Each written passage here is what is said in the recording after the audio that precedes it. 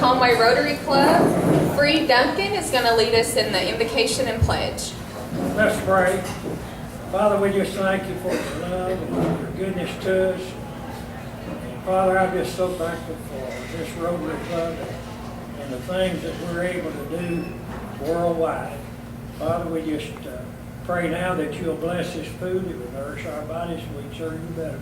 In Jesus' name I pray. Amen. Amen. I pledge Allegiance to the flag of the United States of America and to the republic for which it stands, one nation under God, indivisible, with liberty and justice for all.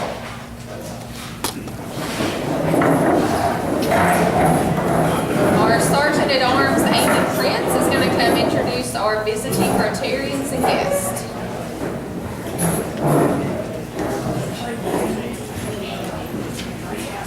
Welcome everyone. We have a great crowd today. I want to thank everybody for that. We do have several guests today. We've got David McCollum with us from the Log Cabin Democrat. Ed Link, I believe you've got a guest with you today. I do. So I was walking out of the chamber and I saw this young man here. He started just about 6 months ago, Jeff. I said, have you ever been to a Rotary Club meeting before? He said, no. I said, let's go. 3 months. Welcome, Jeff. Lisa, I believe you've got a guest. I do. I have Mr. Mark Russell Williams, and he is with Keller Williams Realty, the sales and realtor fund, and what's the word? They're prospective new member.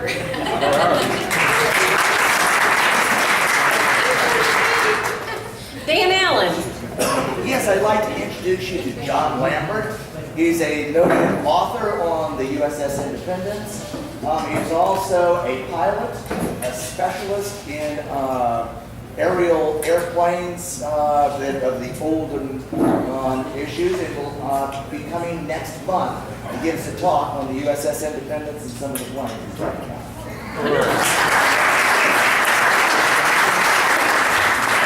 Glad to have you. And Deanna Runyon has a guest with her. I do.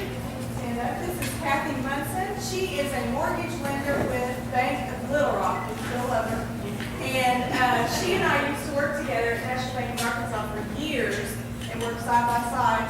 We've gone our different paths, and now we're kind of coming back together because she sent me a message and said I would like to join Rotary.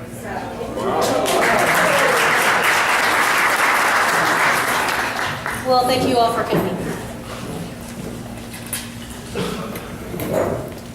And starting next week, you're going to see a new face introducing our visiting Rotarians and guests.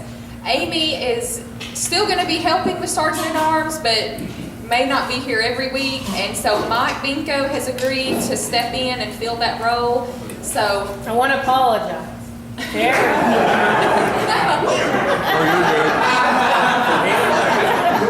No, for sit down, not for you, Mike. Take that however you want. We know what you meant. Yeah. So Amy's not going anywhere. She's still a member of Rotary. She just may not be introducing our guest every week. Okay, let's move on because that didn't go so well. Next week is CBC Day at Rotary. So wear your blue, CBC Mustang blue, and you'll be entered in a drawing for a fabulous prize. And since we're talking about CBC, President Terry Kimbrough has an announcement to make.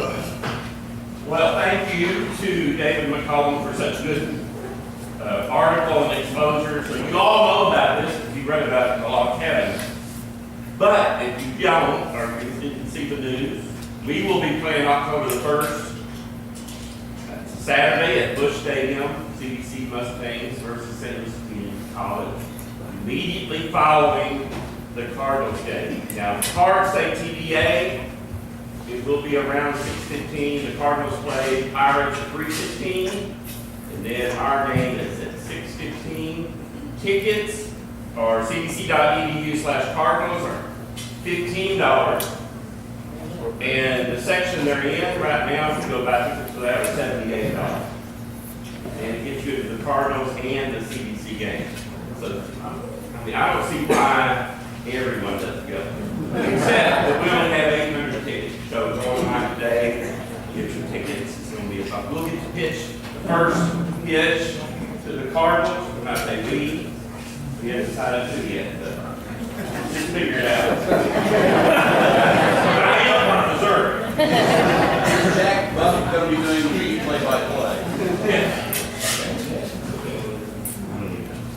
We hope you all can make it, but if you can't make it, Jay Runyon will be calling the game live from Busch Stadium, and it'll be broadcast on Y107 online. So if you can't make it, you can still listen to the game on Y107 that day. Any other announcements? All right. I do want to announce Ed Link turned in his membership application last week to transfer his membership, and so we're processing that. And so just wanted you to know he's not a guest anymore. He's a new member.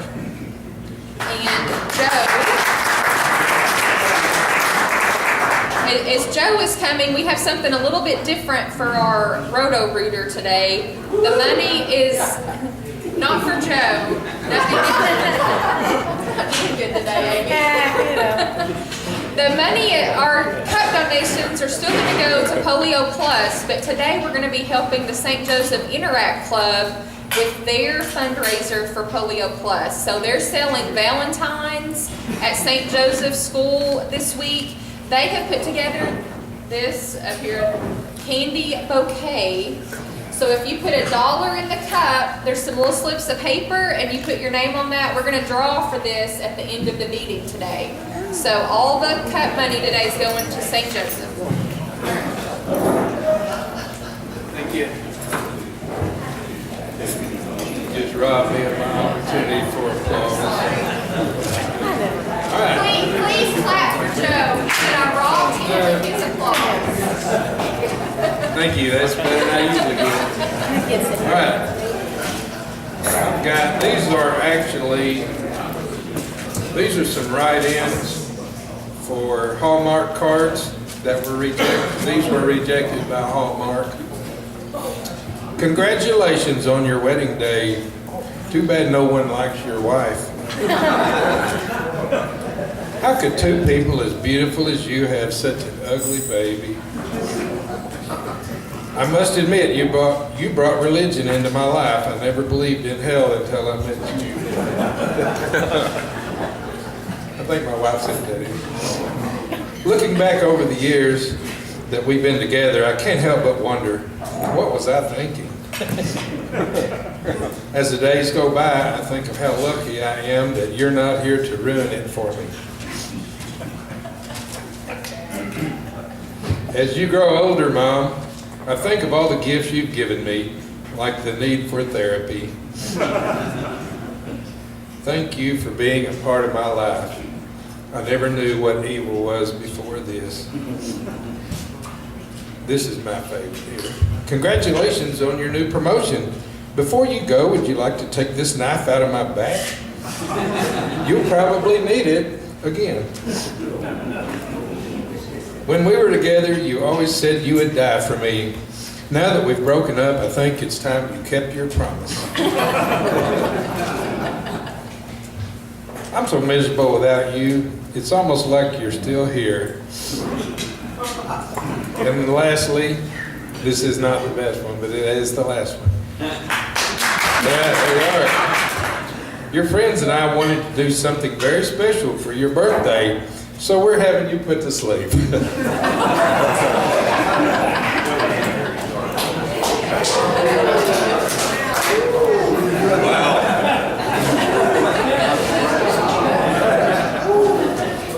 Thanks for losing control. Okay, guys, it's my privilege to introduce our guest speaker today. And before I do, I want to let you guys know, you guys probably know Walt Coleman has been an NFL official for a number of years. I'm going to read his bio. But what you may not know about me, but I was also an official. I did not make it to the NFL, but I did officiate 7th grade, junior high, and senior JV games. And I did that for 2 years. I did not know I had a bucket list at that time. But after 2 years, I didn't realize you could, football terminology, tick off as many people as you could by fishing. So after 2 years, I went ahead and scratched that off my bucket list. Okay. Walter C. Coleman III is married to Cynthia. He's got 2 children, Walter and Courtney. He's a graduate of Little Rock Central High School and the University of Arkansas with honors. 3-year letterman in baseball. Worked at Coleman Dairy from 1974 to 2002, and then currently is controller for Highland Dairy in Little Rock. Some of his community activities: he's past president of the Major Sports Association of Greater Little Rock Chamber of Commerce, past president of Arkansas Dairy Products Association, past president of Downtown Little Rock Kiwanis Club. I guess give him a break now. George F. Hickson Fellow, Kiwanis International, past chairman of the Arkansas Area Council of Boys and Girls Club of America, past board member of Milk Industry Foundation, Washington, D.C., and current board member of the Little Rock Boys and Girls Club. When you look under other activities, I looked at an entire list of what he has done. And I've kind of broken this down and just picked out the highlights. But he's been in here's his career as a football official. Arkansas High Schools for 14 years. Southland Athletic Conference, 5 years. Southwest Conference, 5 years. NFL Europe, 6 years. National Football League, 27 years. And during that period of time, he officiated, and most of the time, refereed, 7 wild card games, 9 divisional playoffs, 2 championship games, 2 Super Bowls as an alternate, and this was probably the most difficult one that you ever officiated, and it was a Pro Bowl in Hawaii. That was a tough gig there, I'm sure. But he's also been selected to the Arkansas High School Officials Hall of Fame in 2003. He was selected to the Arkansas Sports Hall of Fame in 2009, and in 2010 received the Citation of Distinguished Alumni Award from the University of Arkansas. And it's my pleasure to introduce Walt Coleman.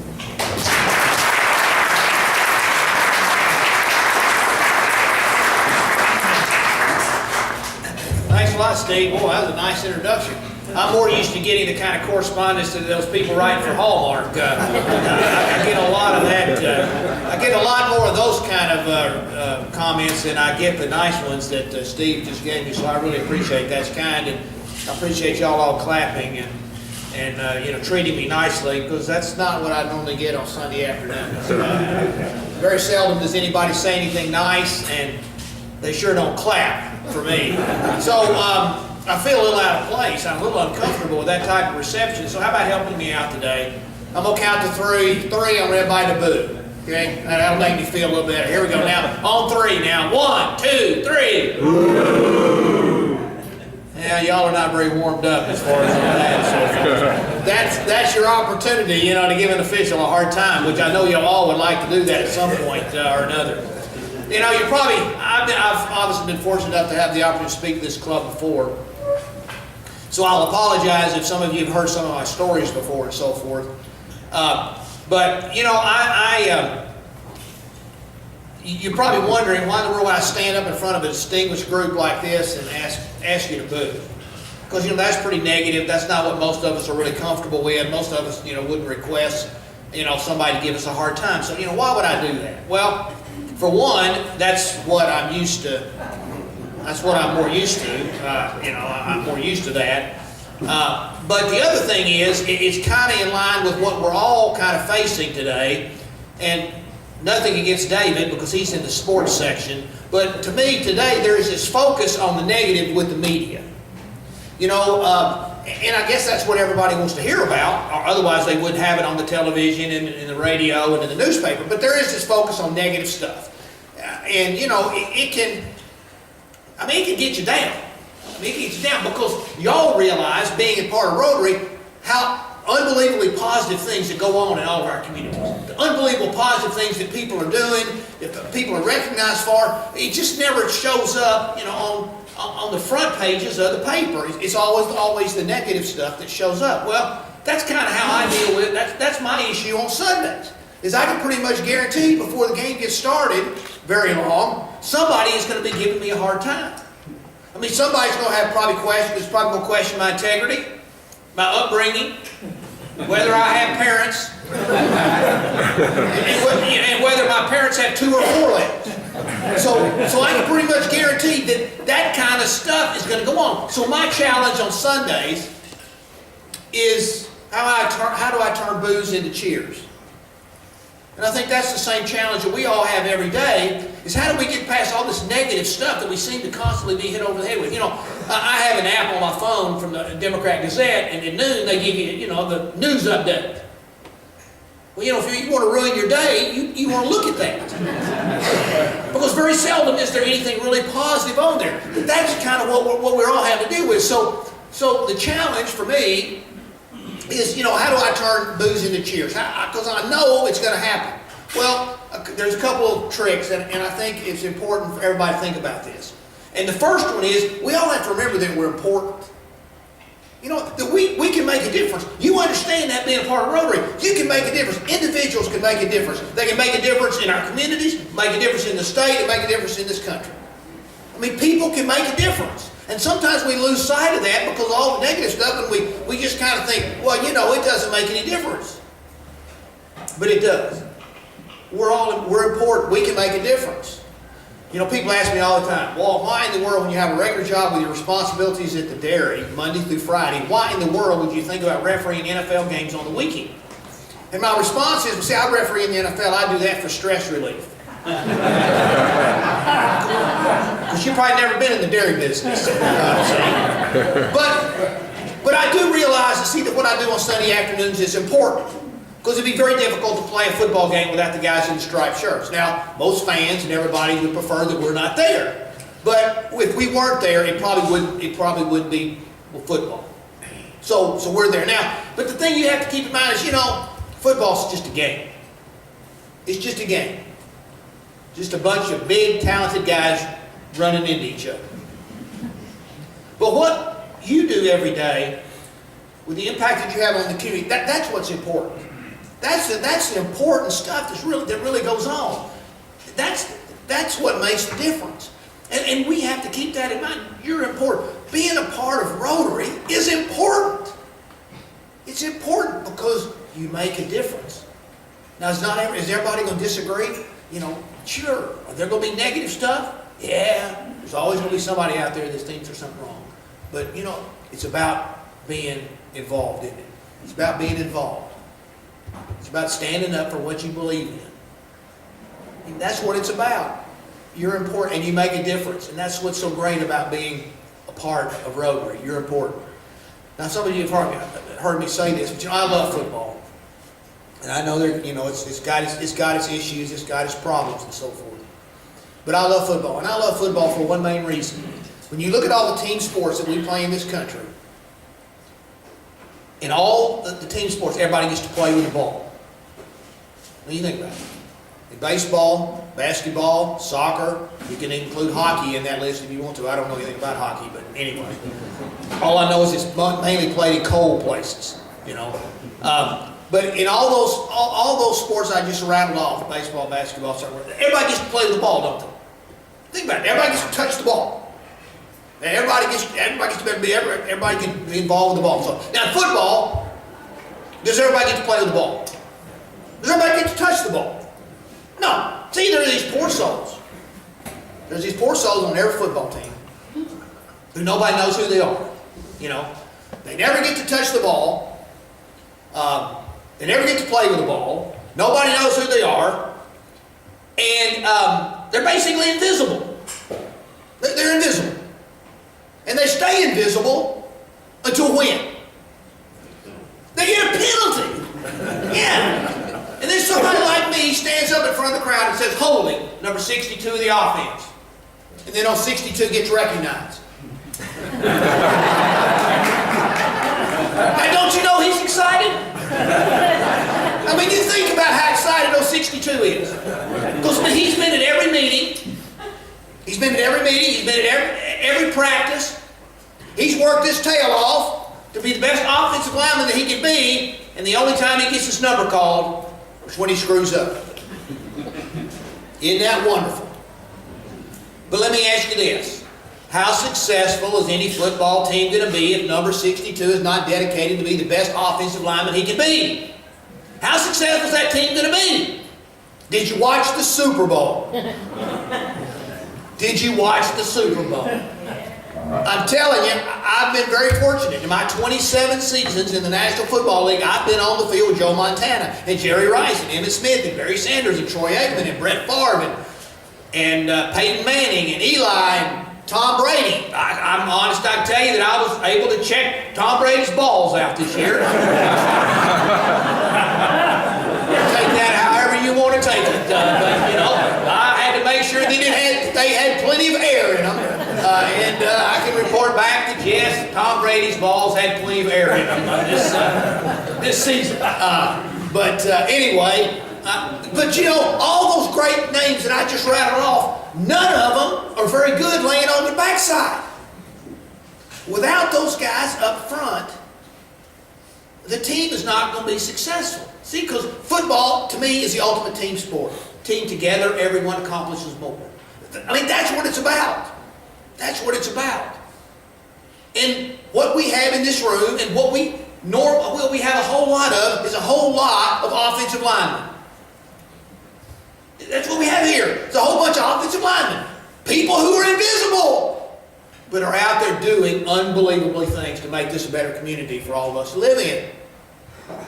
Now, I apologize if you're insulted by being called an offensive lineman. But that's what you are. You're just like an offensive lineman. And that's what it's about. You know, it's about being important. Now, is negative stuff going to happen? Yeah. Are people going to give you a hard time? Yeah. Those of you who know anything about me and so forth in my history in the National Football League realize that several years ago I was involved in a playoff game between the Oakland Raiders and the New England Patriots that were played in this driving snowstorm, and the famous tuck rule happened. Now, those of you who don't follow football have no idea what the tuck rule is, and you probably think, well, we'll just change that T to something else and get on with the program. But anyway, in this particular game, this play happened in 2002. To give you an idea of how long ago it's actually been now. As far as where the Raiders were ahead and Tom Brady drops back to pass at the end of the game and he gets hit, and I ruled it as a fumble, and Oakland wins the game. But with replay, I come back and change my own ruling from a fumble to an incomplete forward pass, and I give the ball back to New England, and so Oakland hasn't won the game, and there's like a minute left in the game, and as luck would have it, Brady drives them down the field, they kick a field goal, tie the game's in the goal, goes into overtime, and New England winds up winning the game. Well, everybody thought I should have left it as a fumble, and shouldn't have given the ball back to New England, especially Oakland. Obviously, Oakland for sure thought that I should not have changed the ruling, and so ever since then, obviously, I've been very popular with the Raider Nation, and I can still report that I have not worked a Raiders game since 2002, which is not all bad. I haven't had to go to Oakland, you know. So anyway, so that happened in 2002, and I'm still remembered by that. So anyway, that was 2002. So here, my brother, I have 3 brothers, but one of them decided to be a lawyer. Okay, so anyway, he's a lawyer. You know, you have to have one bad person in your family, I guess. Anyway, so anyway, he's a lawyer, but he also thinks he's a basketball coach. So he coaches a basketball team at the church. Okay, so he sends me this is an email he sends me. Walt, I had something happen to me today that is a first. We had our first basketball game today for Pulaski Heights Methodist Church 7th and 8th grade team. I have missed all of our practices except one during December, so I have not met and do not know all our players. After the game, one of our 7th graders said, "Are you Mr. Coleman?" I said, "Yes, I am." And I thought he would say next, "I understand you are a fantastic lawyer." Or, "I am told you have a beautiful wife." Or maybe I have been told you are a great basketball coach. Or, "Thanks for allowing me to play on the team." But no, he said, "Is your brother the referee?" Now remember, this is a 7th grader now. "Is your brother the referee?" Charlie proudly said, "Yes." He said, "I'm an Oakland fan and he screwed the Raiders. I don't like him." Now, this was a 7th grader. That means he was about 12 years old. And the game happened in 2002. You can do the math. He wasn't even born when that play happened, but he hates Walt Coleman because I screwed the Raiders. So, you know, people have long memories. Right? You know, but that's the nature of what we do with it. Unfortunately, you know, we're not out there to please everybody. We're just out there to do what's right, understand we're important. And that's what you do with Rotary. The other thing, obviously, that remembering that you're important, the other thing you obviously need to do, you better continue to learn to laugh. You know, you better learn to laugh. You better not lose your sense of humor, because stuff's going to happen. You know, stuff is going to happen to us. Now, there's a better word than stuff. It explains it a lot better than stuff, but I found that's a whole lot safer to say stuff than anything else. Stuff's going to happen, and you're going to get criticized, and you're going to get stuff, you know, like some of these Hallmark cards. So I have some Hallmark material here, and some of you have seen some of this, but this is just some correspondence that I've received. You better start harvesting carrots. Read this chart. Got a little eye chart. First line on the eye chart is you. Second line is C-A-N-T. And third line is S-E-E-S-H-I-T. See, there's where they write the Hallmark cards too. Please accept the fact that you're totally unqualified to referee in high school football, let alone the NFL. You have no leadership abilities, you have no spine, you have no ability. Please stick to milking cows.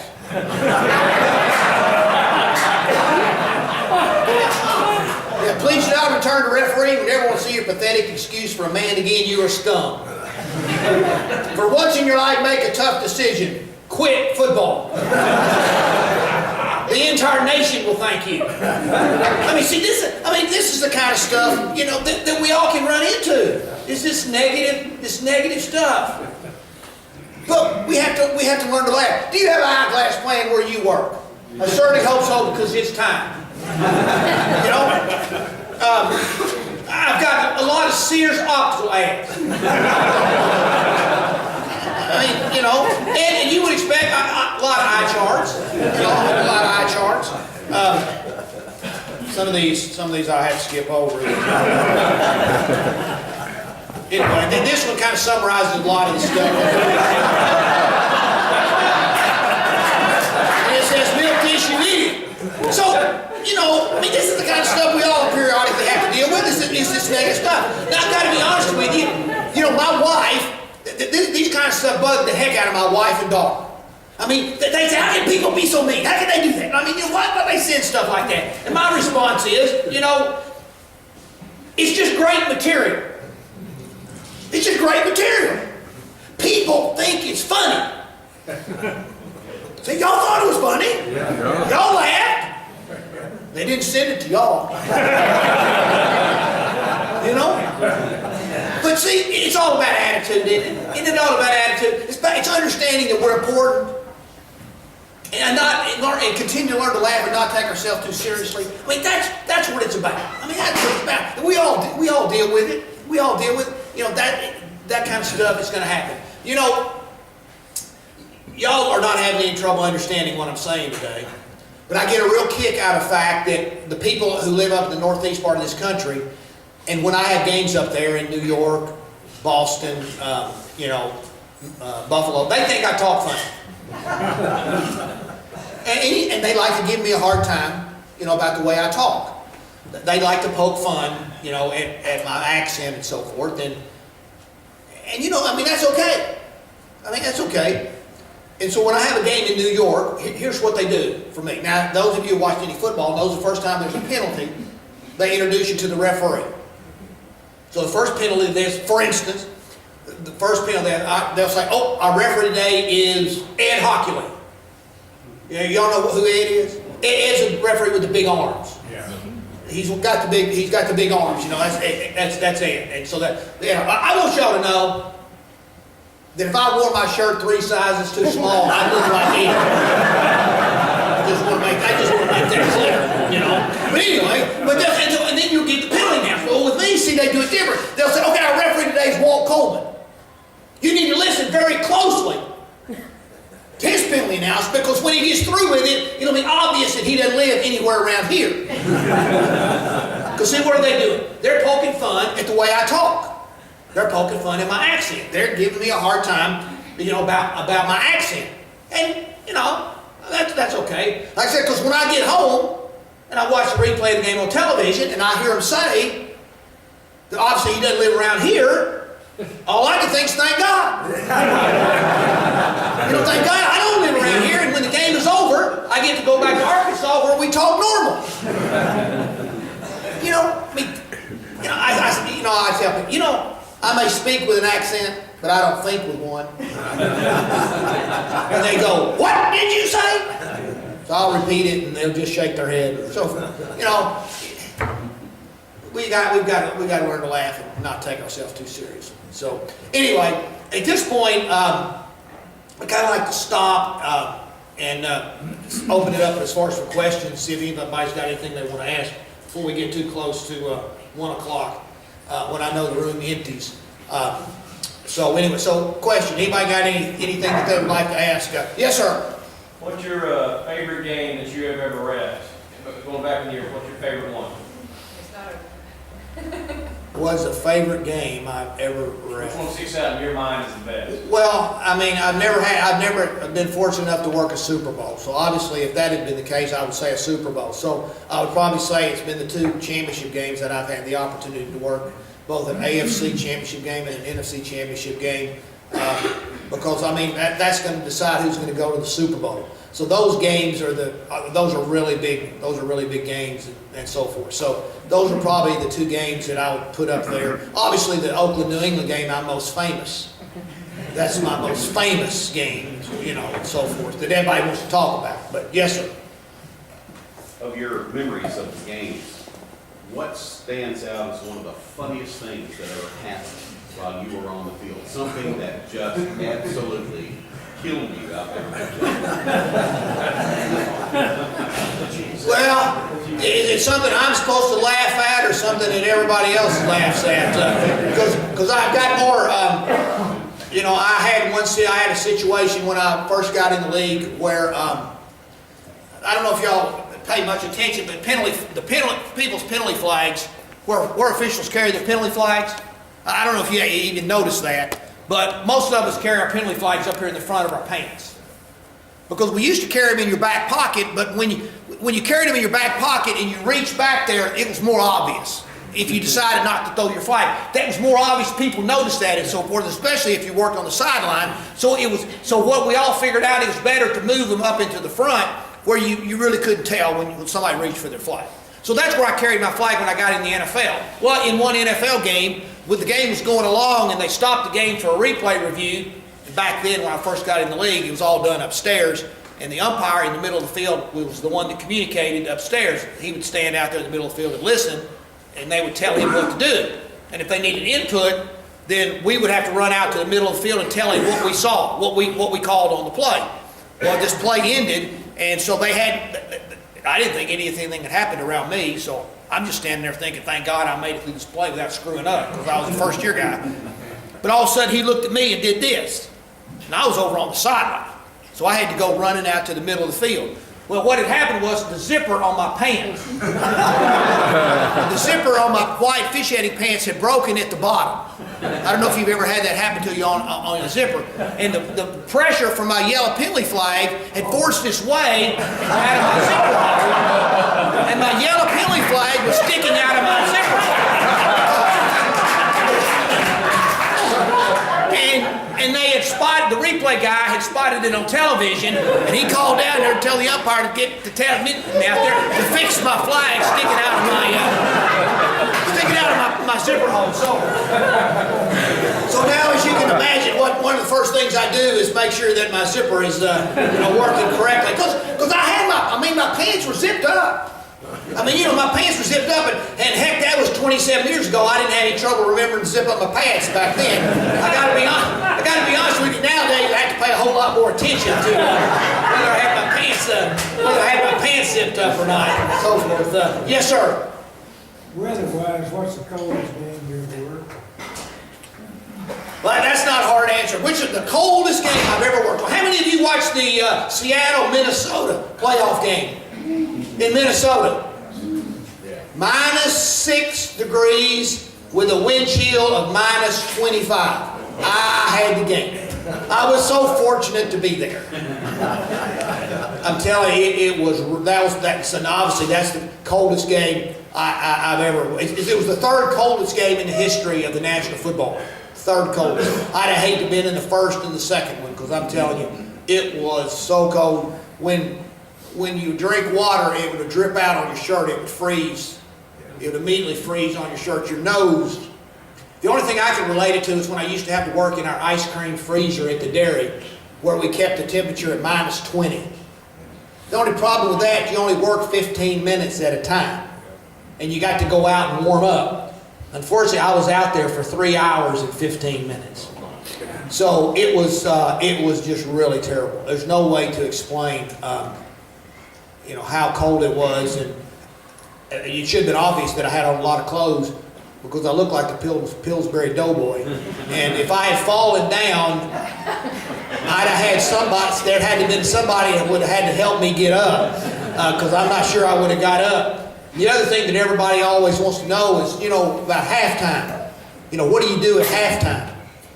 Well, when it's -6 out there, and you go in the locker room. Now, halftime is only 12 minutes. I don't know if you realize that, but NFL halftime is only 12 minutes long. It's not like a college game. It's only 12 minutes. And you have to give the teams their 2-minute warning with 5 minutes left. So that means if you figure it's 12 minutes and you have to go and give the team notice at 5, that means you have 7 minutes. You have 7 minutes as far as to do whatever you want to do at halftime, which normally for us is to go to the bathroom. Well, you don't realize how difficult it is when it's -6 and you only got 7 minutes is to find it to go where you can go to the bathroom. Very difficult. Very difficult. So anyway, so that's the coldest game I've ever had. Is the game here just about 3 weeks ago. I'm still trying to get over it, to be honest with you. Yes, sir. So I had a chance to watch the movie Concussion here recently. Do you see that movie, or just the whole problem in general, shrinking the amount of kids that play football and eventually the popularity of football? I mean, that's a great question, and I sure don't have the answer to that. I read the book.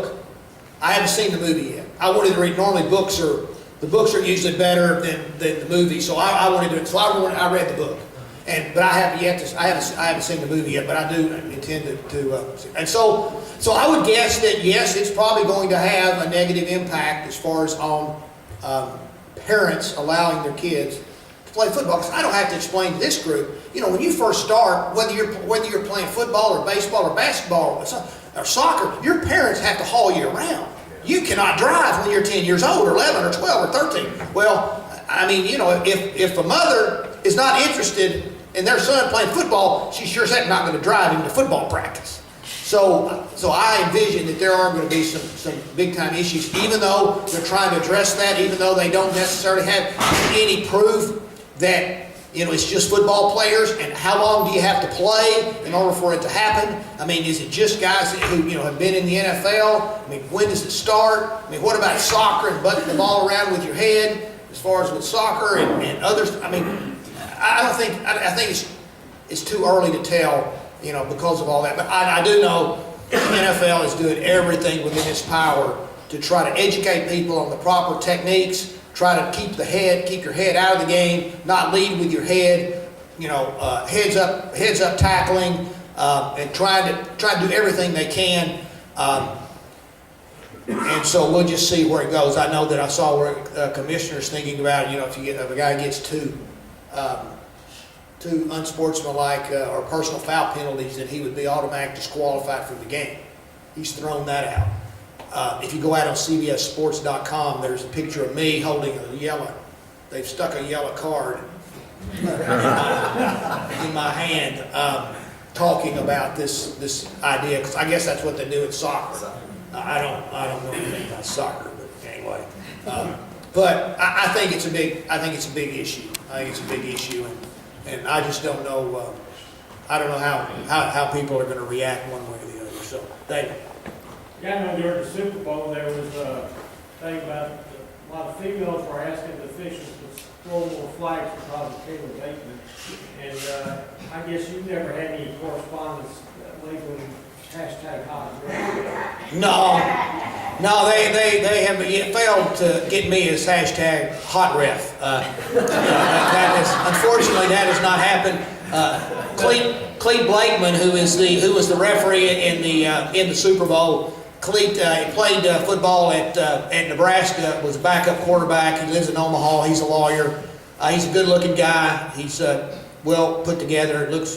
He looks kind of like Hockey League, and so forth. And Clete did a great job, and obviously he got a lot of attention and so forth. Which positive stuff for us. I mean, man, that's great. And so Clete got a lot of positive comments, a lot of positive stuff. And he was on, actually, I heard that yesterday he was on the Today Show. Yeah, so I mean, how often do you see a referee getting on the Today Show for something positive? I mean, our whole desire on Sundays is to try not to be on Sports Center. I mean, that's what we try, is not to be on Sports Center. So when we can get something positive as far as about the officials and about officiating in the National Football League, I think it's great. So maybe we have time for one last question. Not any. Yes, sir. What's the best quip you've had from a coach while your back is turned to him?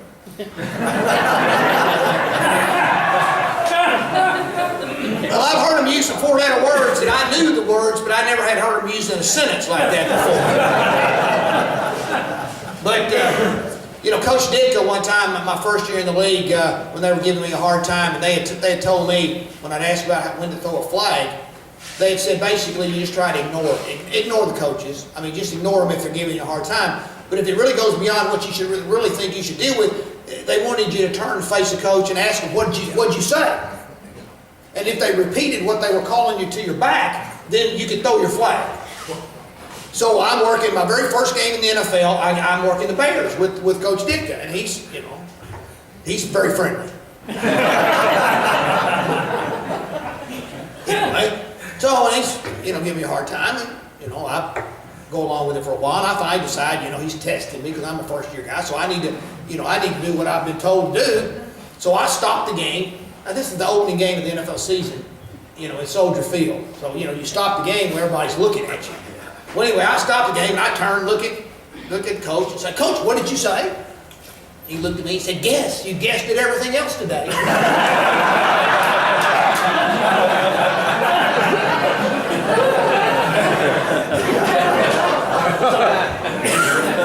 He knew exactly what I was supposed to do. He was ready.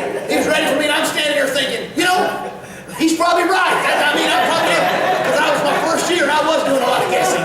And so all I can do is turn around and say, let's get on with the game. So anyway, it's been fun being here. I appreciate it. Just remember how important what y'all do is. It is important. The fact that you're part of Rotary, nothing better than being able to do that. Thanks a lot.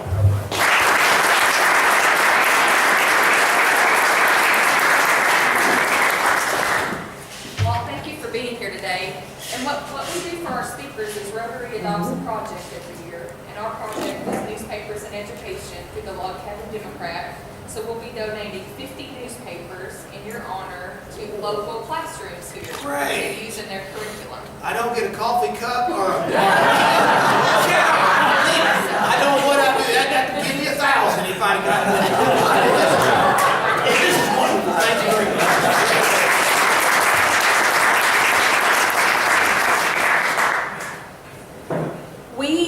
The board met today and we looked through the agenda for next week, and we're gonna have kind of a hefty agenda next week. We've got a couple of special presentations, and it's gonna be CBC Day, and we have lots of guests coming next week. So we're gonna try and start the meeting about 5 minutes early. So you may wanna get here a little bit earlier than normal and get your plate and find a parking space. The food will be outside, how we've done before when we're expecting large crowds. We'll set the food up outside, and then you'll come in here to eat, so just keep that in mind. We raised $77 today for the St. Joseph Interact Club, and do you have the slips to draw? Did I miss any slips besides Joanne Holt's?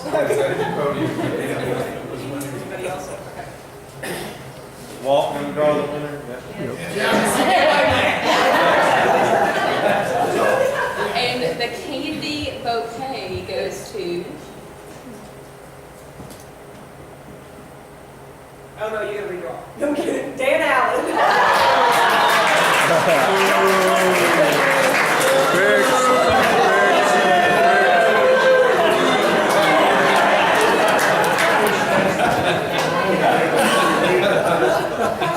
Well, thank you all for being here today. Thank you to all of our guests and visiting Rotarians that are here. And if you'll stand, we'll adjourn with the four-way test.